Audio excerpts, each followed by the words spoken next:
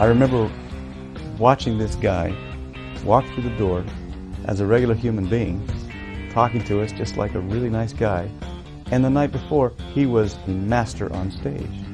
He knew how to leave that persona on stage, that hysteria, whatever it is, that magic, and come off stage and just be a person.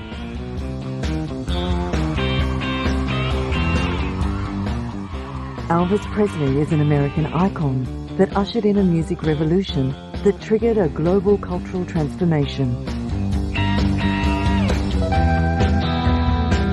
He became known as the King and controversially gave birth to rock and roll in an era of conservatism and conformity.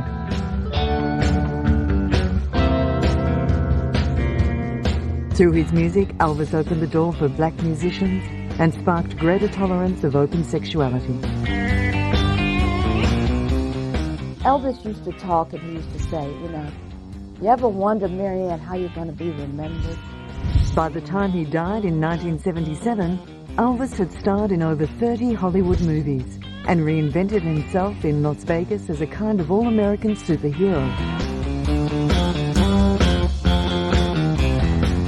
To this day, Elvis Presley remains one of the most influential figures in American music and culture.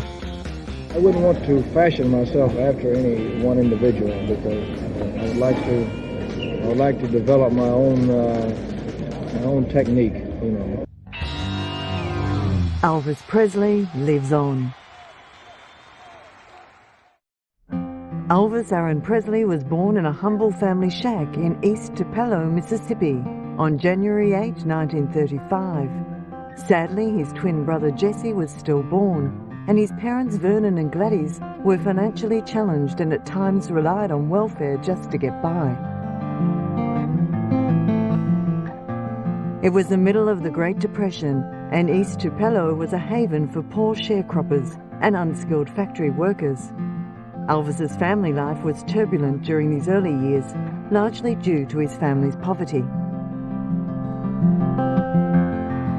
From an early age, he was inspired by country music that he heard on the radio and the gospel music that consumed him when attending church each Sunday morning. Whilst attending high school, he developed a passion for rhythm and blues and imaged himself with long greased-down hair and sideburns. Elvis was regularly teased and harassed by his classmates. His passion for music became all too consuming, his schoolwork faltered, and he became a straight-C student.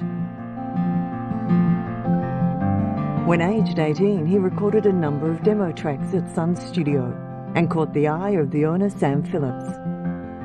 Phillips signed Elvis and had him record the song, That's All Right. It was a hit in Memphis, and Elvis's first single steadily climbed up the country and western charts.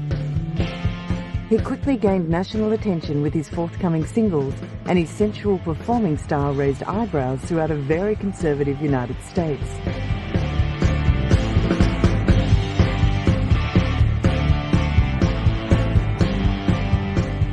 His fans, mostly teenage girls, loved and idolized his revolutionary rock and roll music and performances.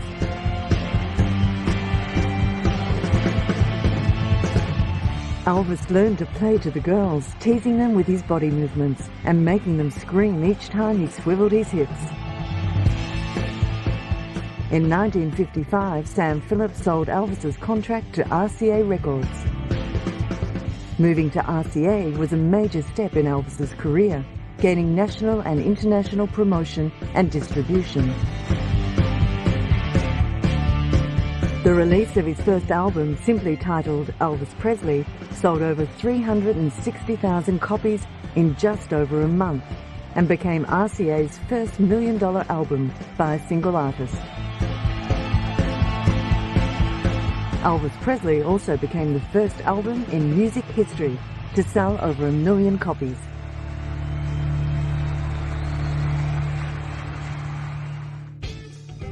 The following year, Elvis was seeking a bigger and more explosive sound. This resulted in the recording of what would be two of his signature tracks, Hound Dog and Don't Be Cruel. Hound Dog sold over 500,000 copies and climbed to #1 on the R&B charts. Don't Be Cruel became the biggest two-sided record hit in history. It climbed to number 1 and held that position for 11 weeks, longer than any other single released in the rock and roll era. His unprecedented sexual performances became a nationwide controversy. The New York Herald Tribune called Elvis unspeakably untalented and vulgar. The criticism prompted parents and religious groups to condemn Elvis and rock and roll music by associating them both with juvenile delinquency. This was a time when even jazz musicians were considered risque. Many people see the world of jazz as one of hysterical teenagers and doped cigarettes. Is this the true picture? Well, as for the doped cigarettes, I've never met them ordinary ones making a cough quite enough in the morning, and as for the hysterical teenagers, unfortunately, no. Not only was Elvis's image and performances considered repulsive by some, but was considered modern music. What do you think of the modern music, if you can call it that? How do you feel strongly about it? Well, I like a good deal of it, Yes. and I think it's awful hard to generalize about it and say everything is good or bad, but I like a good deal of it. What about the out-and-out rock and roll? Do you like that? Well, I don't call that modern music.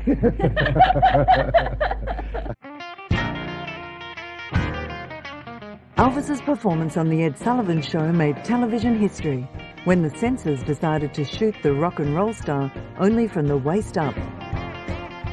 The media dubbed him Elvis the Pelvis. Never before had an entertainer's hair been the subject of so much attention. Elvis's hairstyle was criticised because of its length and the fact that so many teenagers emulated it. He truly was a trendsetter. In a bid to transform his image to reach an even greater audience, he made his move into Hollywood movies. It was a masterstroke. A phenomenon recalling Marilyn Monroe's sensational debut in show business, Mr. Teenager is on his way to attaining a popularity unparalleled in theater history.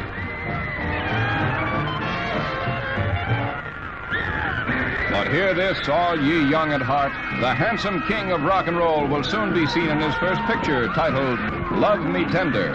It's a CinemaScope attraction with Richard Egan and Deborah Paget that will be released during the Thanksgiving holiday period. And in it, he proves to be as naturally talented as a dramatic actor as he is as a singing entertainer. Audiences enthusiastically received Presley, and the films were a great platform to promote his soundtrack albums. Jailhouse Rock may be Elvis's best film because of the way it captured the rebellious rock and roll attitude of the 1950s. The young rebel not only changed the course of popular music, but also gave a generation an identity and an attitude.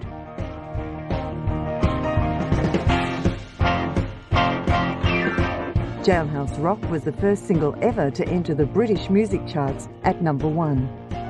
Elvis was riding the crest of a wave of popularity. Chart-topping records, hit movies, sold-out concerts, fan hysteria, and near-constant controversy all helped him to become the biggest star on the planet. But at the pinnacle of his success with the world at his feet, Uncle Sam came calling. The tempo is 1, 2, 3, 4 for Private Presley. He's at Camp Chaff. The king of rock and roll will be keeping time to non-hip bugle calls. Tired, the gyrating guitarist's departure from the public eye left his blue jean fans all shook up, so we hear. But Elvis doesn't seem to mind at all. The news of Elvis's induction had sparked competition between the armed forces for his services. The Air Force wanted him to tour their recruitment centres, and the Navy even offered to create a specially trained Elvis Presley company. But Presley wanted no special treatment and was happy to serve as a regular GI.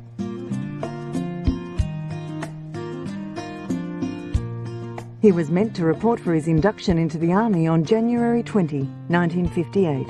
The very same day he was scheduled to start filming King Creole. Paramount contacted the Memphis Draft Board requesting a deferment until the shooting of the film was complete. The Draft Board had already been deluged by letters from angry fans, who saw the conscription as a government attempt to sabotage Elvis's career.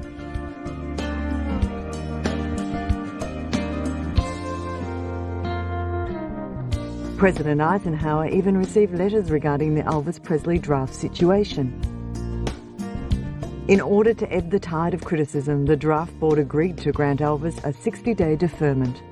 After completing the King Creole film, Elvis reported to the local draft board to begin his service in the United States Army. The enlistment process turned into a media circus. Dozens of reporters and photographers, as well as a film crew, were there to document the historic event. Flashbulbs popped constantly as Elvis went from station to station. He was asked questions, examined and tested. Pronounced fit, Private Elvis Presley, serial number US 533-10761, was understandably upset about leaving his distraught mother and father behind.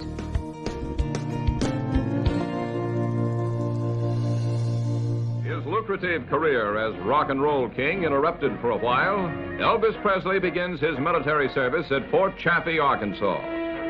Just another GI to become acquainted with those interminable Army lineups. Uncle Sam doesn't play favorites, and those celebrated sideburns, which were his trademark, are sacrificed to military uniformity. Locks his fans would love to touch, shorn and scattered on the barbershop floor. With the haircut goes $78 a month. He made a cool $1 million last year.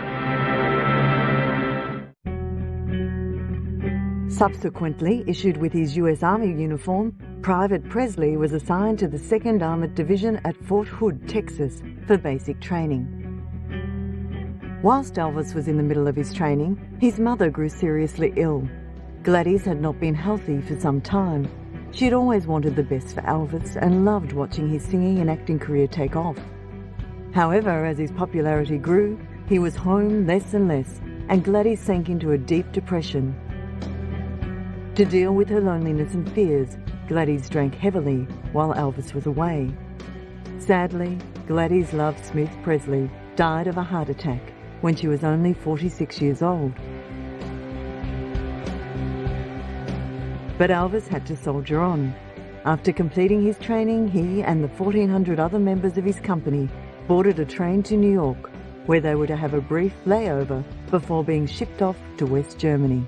Pulling into Brooklyn was a very important person, none other than Elvis Presley, Private Presley, soldier nowadays in Uncle Sam's service. The one of the fans and an army of pressmen were on hand. This was indeed an occasion. The rock and roll king was about to embark for foreign service, 18 months in Germany.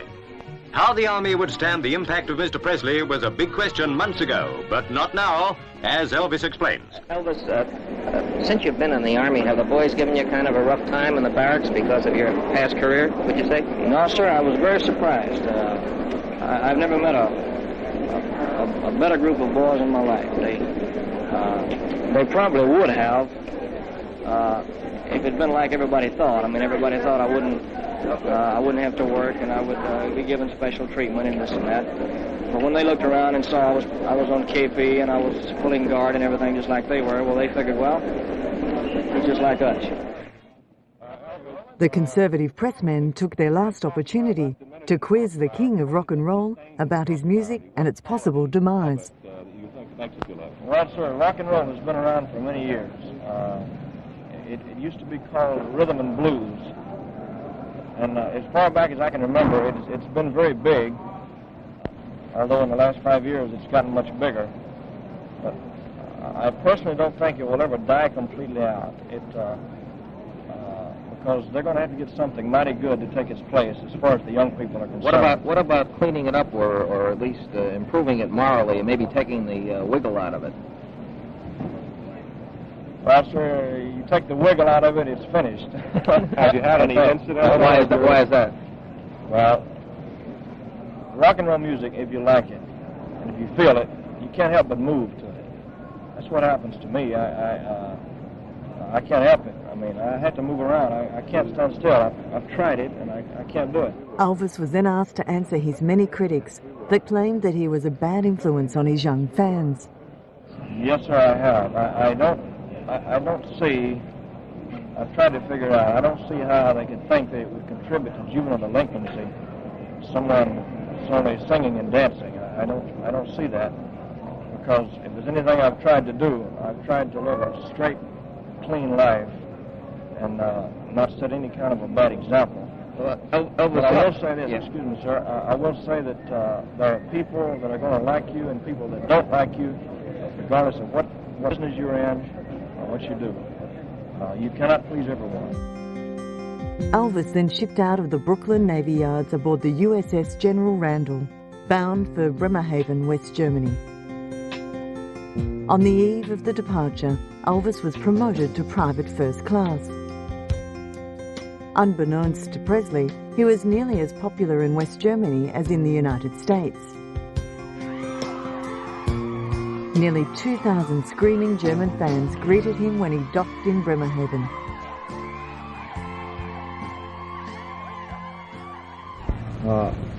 I was very surprised at the reception.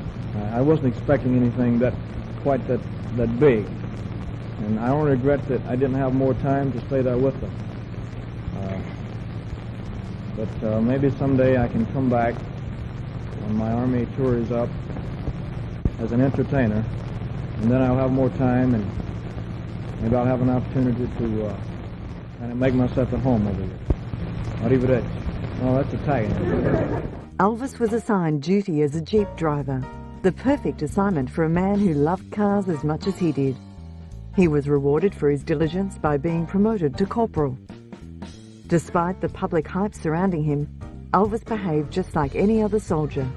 He carried a gun and he pulled KP, and even did guard duty, which was not a wise assignment.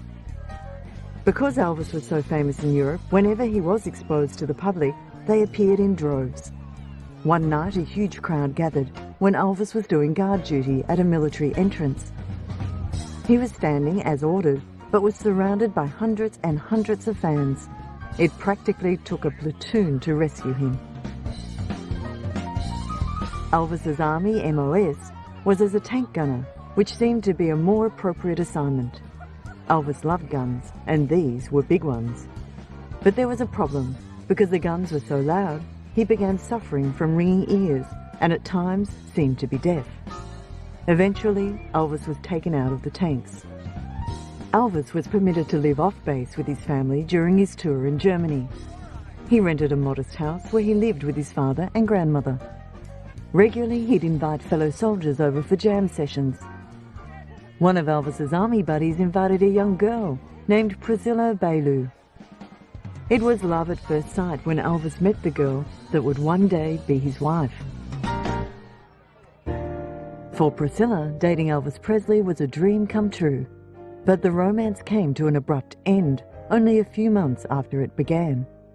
Elvis's tour of duty was over. In the press, she became known as the girl he left behind. When questioned at a press conference back in the States, Elvis denied that any type of romance was going on between him and Priscilla. Well before he came home, America had already begun preparing for the return of Elvis Presley. Even though he had spent 2 years without making a record or a public appearance, Elvis still ruled the record charts.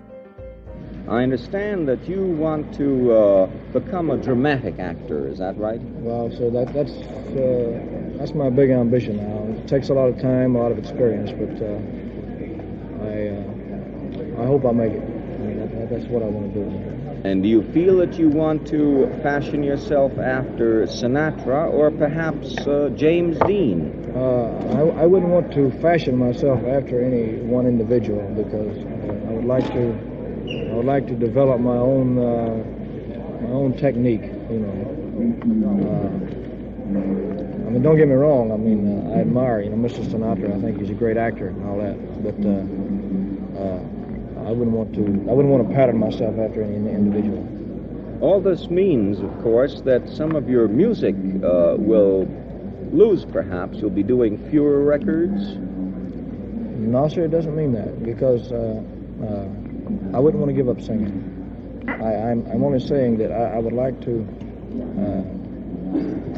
become a good actor, you know. He was coming home to the United States as an even bigger star than when he had left. When Elvis returned to the public spotlight in 1960, it was obvious that he had matured both physically and professionally. As time would tell, Elvis was a changed man when he emerged from the army. He surprised everyone by trading in the frenzied trappings of his rock and roll youth for a more mature image built on the good publicity from his tour of duty. Elvis, do you plan to make a picture about your experiences in the Army or about the Army at all? Well, my first picture is called GI Blues, oddly enough. And the story takes place in Germany, but it's not about my actual experience. The success of his forthcoming movies and pop music albums were testament to the wide appeal of this new, more mellow-styled Elvis. Elvis was honourably discharged from active duty on March 5, 1960.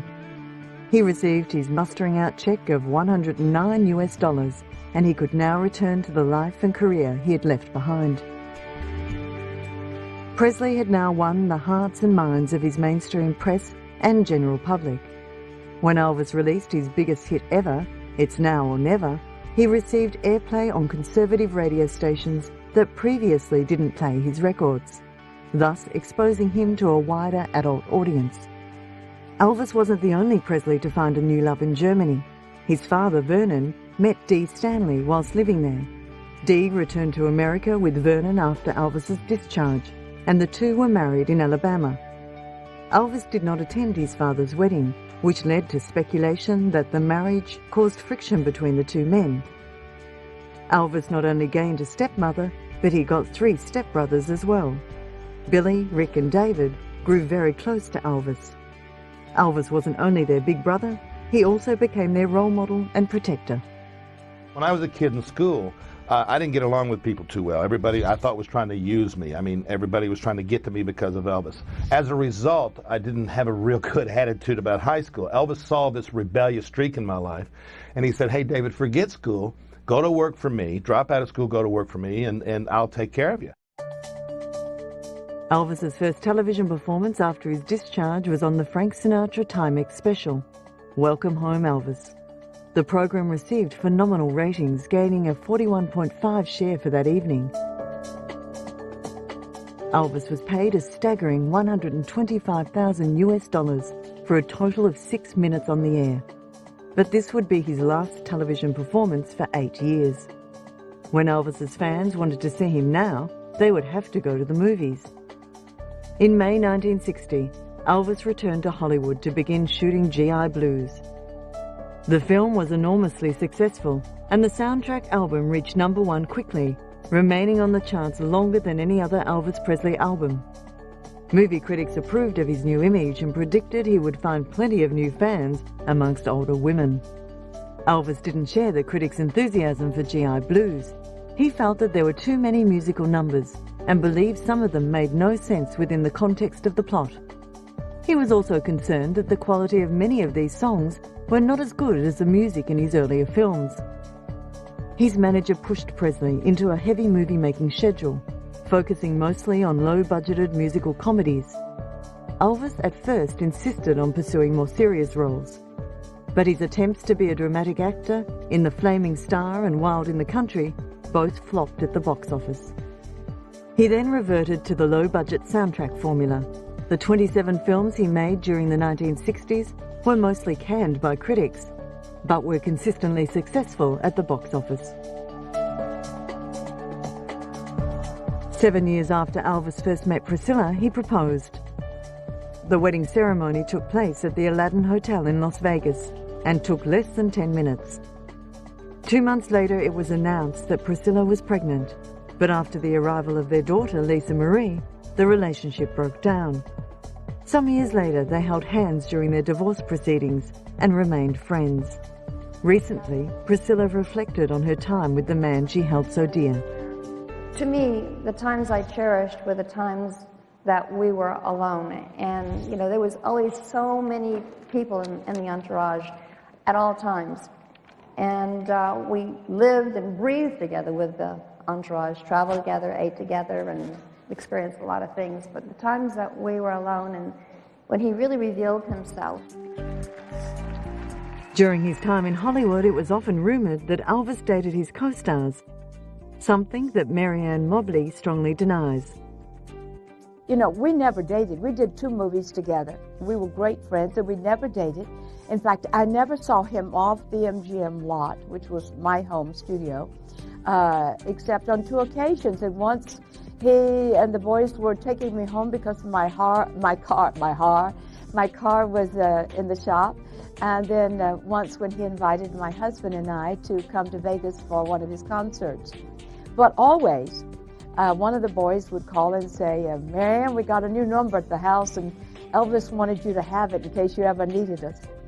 He was a very loyal and loving friend. In the late 60s, Elvis's career began to falter due to a string of mediocre movies and soundtracks. After he decided to stop making movies in the late 1960s, Elvis returned to his first love, music, and recorded How Great Thou Art. The recording proved to be a milestone in Elvis's career, winning him his first Grammy Award. After Elvis felt the excitement of singing for a live audience during the performance in his TV comeback special, he was keen to return to the concert stage. He was invited to play at the new International Hotel in Las Vegas. He was terribly nervous about performing in front of a live audience in Las Vegas, but despite his nerves, his performance was an enormous success. The hotel offered Elvis a 5-year contract to play 2 months a year at a salary of $1 million per year. 69, he opens in Vegas. The family's there. I'm 14. He starts touring in 1970. Now, I'm a Beatles, Stone. I'm a rock and roller. And here's my big brother, the king of rock and roll. And I began to realize that when I saw those shows, started touring with him, and watching others respond to him, not necessarily just an audience of fans, but other rock and rollers who would meet him and just, wow, this is the king. Elvis comes back and walks into our dressing room. He sent us flowers, good luck, good wishes and everything. And he really talked like this too, you know, just, how y'all doing? And I remember watching this guy walk through the door as a regular human being, talking to us just like a really nice guy. And the night before, he was a master on stage. At least to me, my perception, the guy knew how to shut it off. He knew how to leave that persona on stage, that hysteria, whatever it is, that magic, and come off stage and just be a person. After his successful engagements in Las Vegas, Elvis took his act on the road and toured intensively for the next few years. By 1971, Elvis was on the road more than most other acts in show business. He would tour for 3 weeks at a time, taking no days off and doing 2 shows on Saturdays and Sundays. Elvis and his entourage would arrive in a city and depart again in less than 24 hours. Such a demanding schedule took its toll in terms of Elvis's desire to update or change the material in his act. Eventually, his performances became standardized, even routine. Despite this, Elvis' concerts were almost always sold out. His dependency on a variety of prescription drugs and the non-stop touring started to take its toll on Elvis Presley's physical and mental health. In 73, 74, 75, we were having some great years. Elvis was involved in prescribed medication. That went from use to abuse. For example, Elvis was like 165, 168, 72, 73, up until 74. 75, about 200, 76, 77, 255. These were results of medications prescribed by doctors that Elvis took on a regular basis. This went from a use to abuse scenario. Hugely overweight and his mind significantly dulled by the drugs that he took daily, he was barely able to pull himself through his abbreviated concerts. When on stage, he was so nervous he could hardly talk. Elvis's overuse of drugs evolved into a frightening level of abuse, and he was hospitalized several times. Personally downhearted and paranoid, Elvis grew bored and dissatisfied. By 1976, it was almost impossible to get Elvis into a recording studio, despite his contractual obligations. Sadly, Elvis Presley died on August 16, 1977, in the bathroom of his Graceland mansion in Memphis, Tennessee. he was just 42 years old. Elvis had been on the toilet but fallen off onto the floor, where he lay in a pool of his own vomit. Joe Esposito, Charlie Hodge, Vernon Presley, Sandy Miller, a couple others were there, and they had converged on him, and they had just rolled him over, and I realized that he was gone. There was no mistake that on that day Elvis Presley had left the building. Paramedics said, what do we have? They came, they started working. I automatically blurted out, it's a drug overdose. Now, that's a controversial issue with a lot of people, but it's funny how the world's tried to become an authority on my big brother. I was there. I lived with this guy for 17 years. I toured with him for 5 years. I knew his habits, medications, wins, wears, do's, don'ts. That day, he took too much, and it cost him his life. The news of Elvis's death not only stopped a nation, it shocked the whole world.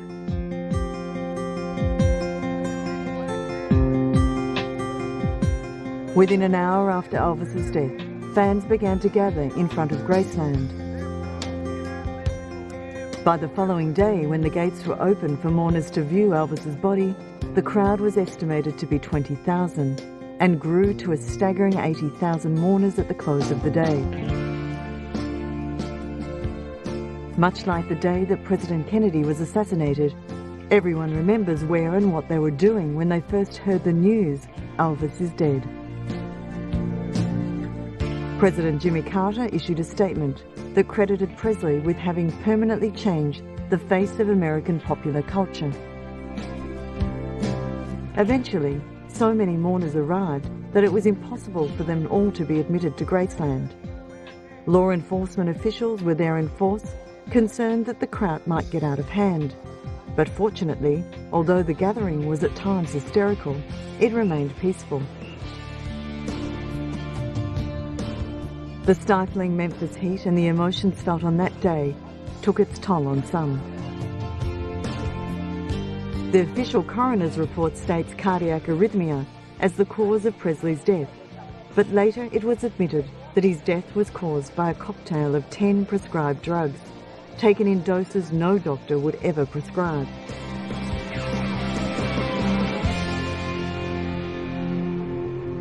I think people always sensed in Elvis this sense of kindness and love that he had. I mean, he was also fun, but he was much nicer than I think most people even realized, those who loved him. He was just innately a good person. The one thing about Elvis was that he didn't really understand what made him great. I think that there was a time when he questioned it and he wondered, what am I doing? What do I have? What is this? And then I think later he just accepted it. Elvis Presley's funeral was held at Graceland. Approximately 80,000 people lined the processional route to Forest Hill Cemetery, where Presley was buried next to his mother. Following an attempt to steal his body, he was reburied in Graceland's Meditation Garden. The following year, thousands returned to Memphis to commemorate the first anniversary of Elvis Presley's death. 100,000 fans are here from all over the world. Almost every one of them will spend most of one day queuing to see Presley's grave. Pilgrimages to the Graceland Mansion have continued to this day to commemorate the anniversary of his death. People from all around the world come together to take part in the emotional experience and participate in candlelight vigils. Although Elvis didn't perform in Europe, many make the trip across the Atlantic to pay homage to their king. Possibly because I think we missed out. Oh, excuse me, because I'm going to get emotional. Because he never came. We wanted him to come so much. He didn't. So this is the best we can get. קודם כל, כמות מטורפת של כריזמה. האיש הזה, from his, מפה עד his toes, הוא 100% כריזמה מפוצלת. אנחנו שאלנו כל מיני אנשים, אם אלוויס היה חי היום והיה רץ לנשיא ארצות הברית, אנחנו בוחרים בו far out מכל אחד, כל קנדידט שעומד מולו היה הולך הביתה. The fans willing to make the journey to Memphis are not only Europeans. He truly touched the hearts of people in all corners of the world. I don't see Elvis as an American idol, you know. I think he is international because many people in my country, they don't speak English, but they love the song. I don't know why they don't understand the lyrics, but they love the songs. I think it's his voice and his feelings, you know. He was a soul singer. I think that's why. And we are all having a blast here. It means so much to us to be here. To me personally, my dream come true is to play a small part in carrying on Elvis's legacy of love. We love him so much, and this is my first time being here, and it just means so much to me. Well, I come from Australia, and I've been coming twice a year since '94, and just for the love of Elvis and the friendships we make here too. It's like a big family, and it's lovely coming back here to them all. It's very sort of safe and peaceful, and it's just near the graveside. It's really another world. It's I just love the feeling up there. Yeah. It's just amazing, all the people out here and the devotion they have to him and all the candles lit, and just it's just fabulous. It's fabulous. Everybody needs to do it once.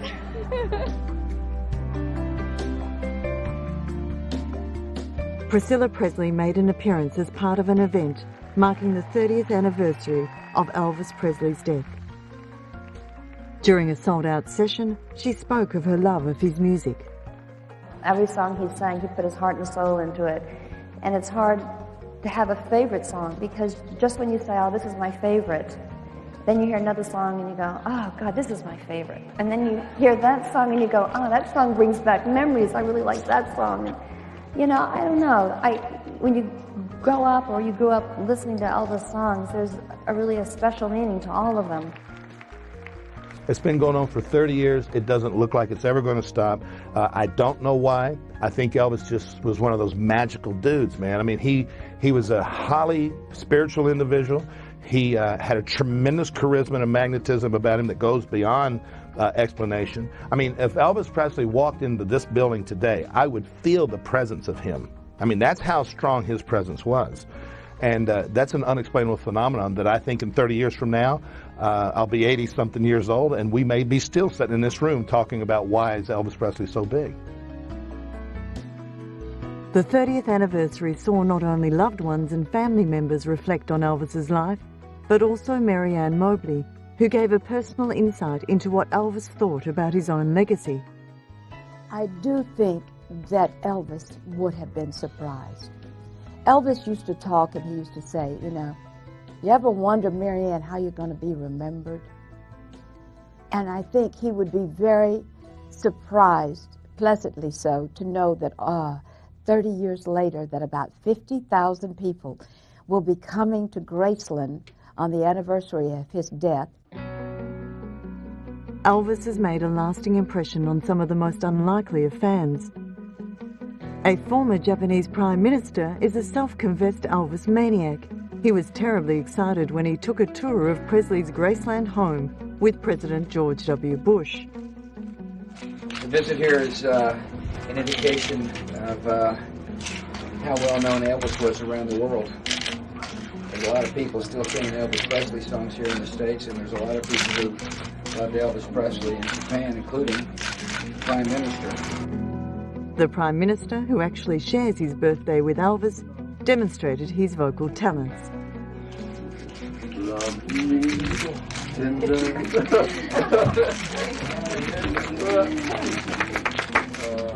Wise man say,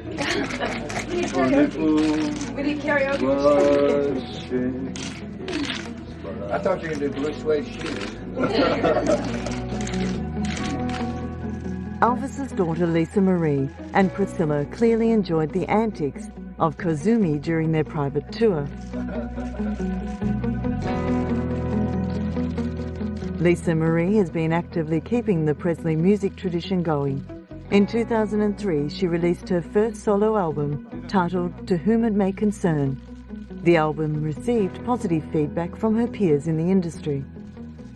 Puff Daddy called me out of nowhere one day and was like, saw the video and was saying just from one artist to another, I think it's amazing, and you know, you have your own thing going on and it's great. Who else? I don't know. A few others. Elton John sent me flowers, which I was very happy about. That was very sweet, saying he liked the record. Riley Keogh, Elvis's granddaughter, has also kept the show business tradition alive in the family. When aged just 14, she made her catwalk debut for Dolce & Gabbana at 2 fashion shows in Milan. Before, it was really scary and I was shaking. Then when you get out, it's really fun and I like doing it. Despite her nerves, she impressed 2 of the biggest names in the fashion world. No, era tranquilla, allora per D&G era nervosa perché era la prima volta, poi ha fatto la prima uscita, fatto.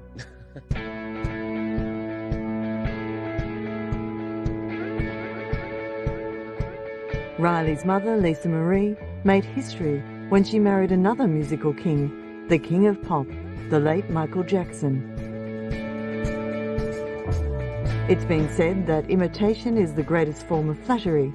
That being the case, Elvis is truly an admired entertainer. All around the world, fans participate in Elvis Presley impersonator competitions.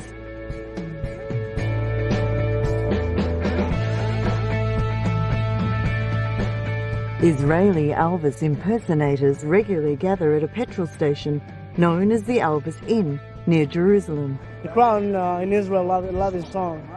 There's a lot of, they have a lot of styles, you know, the rhythm and blues and the gospel, and I think his grandmother was a tourist. That's why I heard. Few celebrate Elvis quite like the Japanese. Young and old, male or female. Like the Japanese passion for karaoke, it seems everyone likes to take centre stage when wearing an Elvis costume.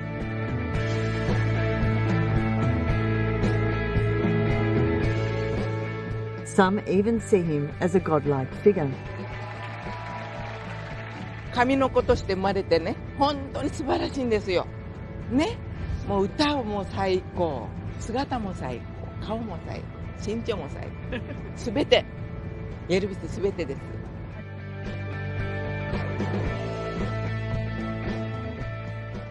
The Elvis craze has even hit the shores of Goa in India.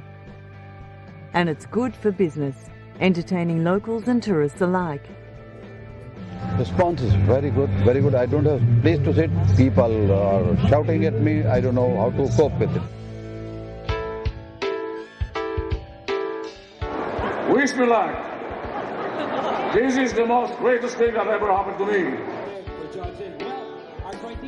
Filipino Walter Perez is just one of many die-hard Elvis fans that put it all on the line in the hope of winning a trip to Graceland. As to whether he likes it or not, he is the king of rock and roll, he is the king of ballad, he is the king of the music, he is a soldier. Walter Perez! Kuala Lumpur played host to the Malaysian leg of the same competition and enlisted a professional Elvis impersonator as chief judge of the auditions. I'm very impressed. I'm very impressed with the way the impersonators have actually come up with their own version of Elvis. You see, as you can see, everybody remembers Elvis in different way, and today they've come to show it their way. 50 Elvis Presley lookalikes took to the streets of central London to celebrate what they believe to be the 50th anniversary of the birth of rock and roll. This is the 50th anniversary of Elvis's first song. But it's not just the 50th anniversary of Elvis's first song, it's the 50th anniversary of rock and roll. The defining moment in history is when Elvis went into that recording studio in Sun and sang That's All Right. For me, for Elvis, it's the crossover appeal, the fact that he can cross over to all races and colour, which is to have that kind of talent is extraordinary as well. It seems Elvis's riding around in a double-decker bus was not quite eye-catching enough for the English. On what would have been Elvis's 70th birthday, 77 Elvis impersonators crammed into a department store in an attempt to enter the Guinness Book of Records. Going to give it a count of 4, after the count of 4 the guitar intro, and then into the song. Well, today they've set a Guinness World Record for having the most Elvis impersonators singing in one location. As you can hear behind me, they had 77 Elvises all fully dressed with their wigs and their glasses and their singing voice, doesn't it? It was great.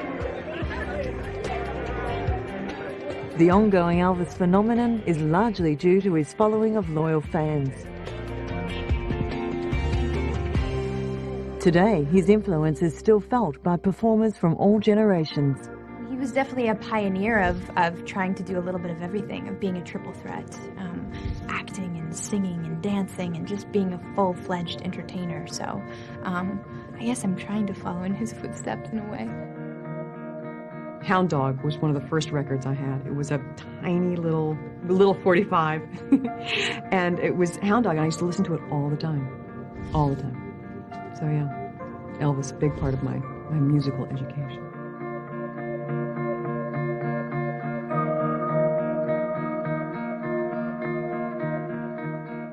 Yeah, I think he just had amazing charisma, really, and a great performance, and you know, people recognised that and could feel his passion in what he did. But obviously, you can't, you know, escape his image, his persona, what he's done for the music as a whole. But there are songs that are inescapable of his that are fantastic songs. I think we'll learn from each other along the way, don't we? From him, but hundreds of others along the way. We'll take our little bit and learn from what's gone on in the past. The king of rock and roll had humble roots in the American South, but from them went on to embody the American dream, becoming nothing less than the most popular entertainer the world has ever seen. He gave the world a revolutionary musical style. He broke down barriers and continues to inspire millions to this day. John Lennon once said, "Before Elvis, there was nothing." The legacy of Elvis Presley lives on.